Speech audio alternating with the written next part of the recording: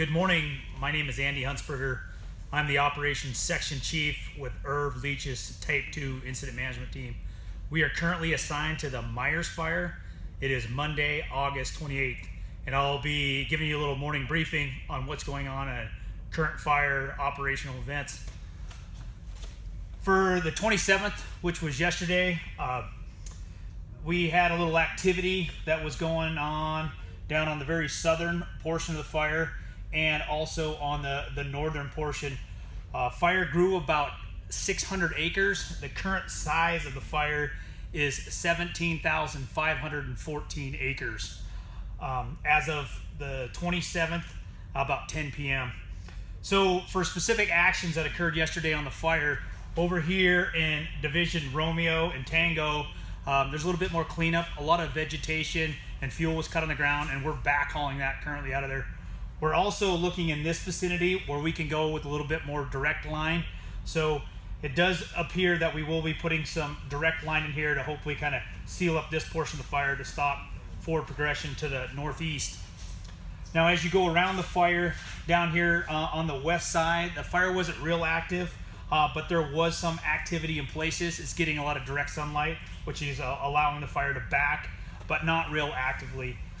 When you get down here to the southwest portion and Division Kilo, once again, the fire was active.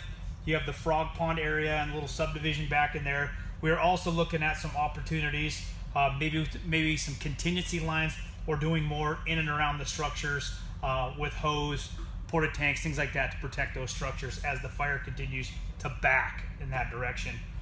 The most active part of the fire was on the very southern portion. And if you could see any plumes or anything coming off the fire yesterday, that's where they were coming from. And that's where the majority of the runs. But the fire is just continuing to back to the south. Nothing, no great runs or no very large runs, just continue to back through the day.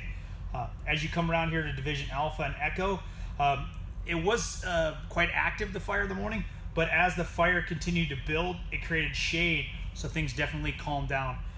Yesterday, we went ahead and used buckets along this edge a little bit to check the fire, and we'll continue to evaluate that through today's period as well. Other than that, it's some monitoring along here, and we are starting to backhaul some of the equipment that is no longer needed, and probably will deploy it in other places on the fire where it is needed. Out here to the east side of the fire, we're continuing with this contingency line, pretty much in Zulu and Yankee. Pretty much all of that is completed at this time.